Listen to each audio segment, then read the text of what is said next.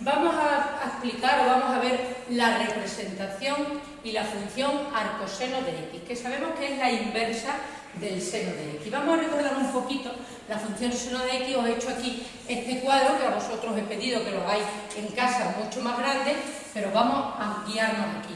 Y vamos a recordar que la función seno era una función periódica, puesto que los valores se van repitiendo, y teníamos que para x igual a 0 era igual a 0 y nos quedaba la función aproximadamente así. Era una función sinusoidal y se van repitiendo los valores, esto es 0 y esto es 2. Entonces, ¿qué le pasa a la función seno? Que es una función de las que llamamos que no es inyectiva. Vamos a ver qué quiere decir eso de que la función seno no es inyectiva. Pues la función seno no es inyectiva porque para un mismo valor de x, para distintos valores de x, por ejemplo, estos dos, que esto podía ser, esto era 90, ¿no? O sea, esto era 90, tenemos aquí dos valores iguales para la y. Dos valores distintos de la x, x1 y x2, tienen dos valores distintos de y. Entonces, por eso la función no es inyectiva. Pero sí es función, porque recordad que cuando nosotros definimos la función dijimos que a un valor de x solo le puede corresponder uno de y. Entonces, una función cuya representación fuera así, decíamos que no era una función, porque a un valor de x le correspondían dos. Luego, la función seno de x es función, pero no es inyectiva. Hay otra función también que conocemos que no es inyectiva, que sería, por ejemplo, la cuadrática. ¿Por qué? Porque a distintos valores de x, no me ha salido muy simétrica, le corresponde el mismo y. ¿Qué pasa con estas funciones y qué problema tienen? Bueno, pues que a la hora de hallar las inversas, vamos a ver ya la función y igual a f de x, arcoseno de x, ¿esto qué quiere decir? Quiere decir que la y va a ser un ángulo y la x es el valor del ángulo. Y tenemos que, por ejemplo, ¿cuál es el ángulo cuyo seno vale menos 1? Entonces eso se escribiría igual al arcoseno de menos 1.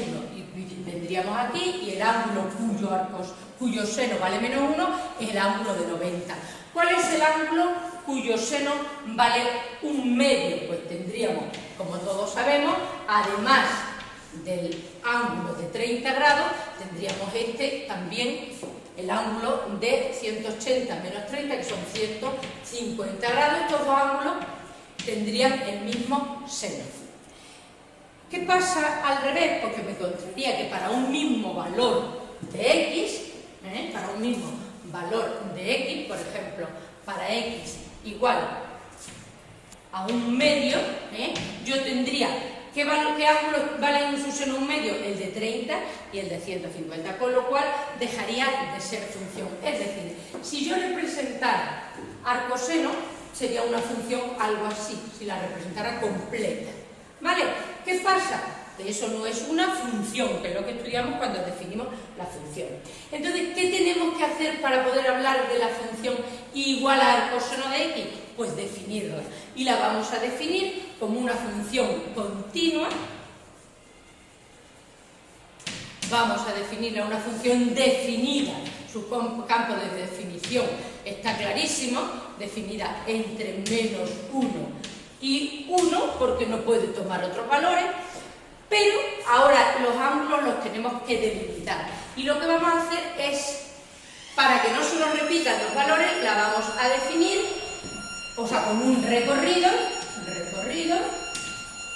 de menos pi medio a más pi medio. Y entonces, una vez que la tenemos totalmente definida y acotada, podemos decir que la función arcoseno de x es una función. ¿Por qué? Pues fijaros, vamos a hacer el cuadro para arcoseno. Solamente le vamos a dar los valores, hemos dicho, de menos pi medio a pi medio, ¿vale?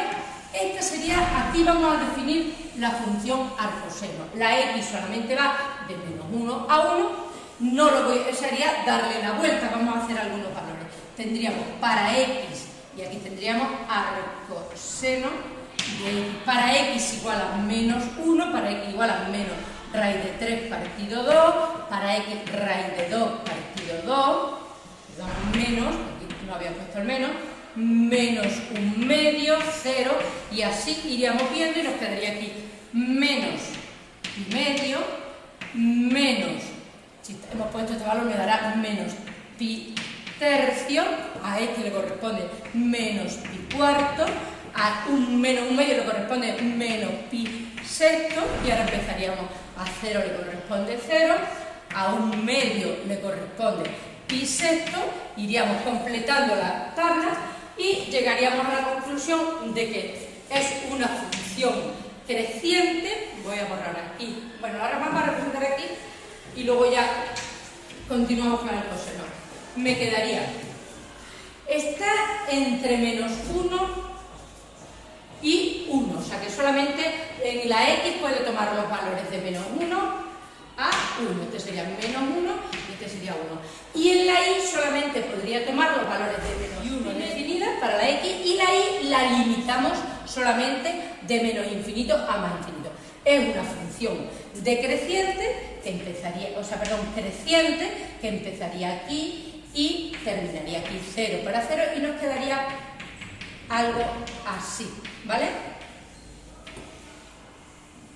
Esta es la función arcoseno, que está definida desde menos 1 a 1 y en un recorrido solo de menos pi medio a más pi medio. Esa sería la función. Pongo como trabajo, aquí tenéis el cuadro del coseno y a ver si la representáis vosotros, si no yo la explicaré en otro momento. La función arco-coseno, f de x igual a arco coseno de x, ¿vale? Con eso, bueno, el coseno de x tendríamos que está definida también con un dominio es continua, un dominio de menos 1 a 1, y con un recorrido de 0 a pi, o sea, yo voy a hacer, por ejemplo, desde 0 a pi, así, ¿vale? Y entonces la vais a representar vosotros y ver que esta era una función creciente y esta va a ser una función decreciente.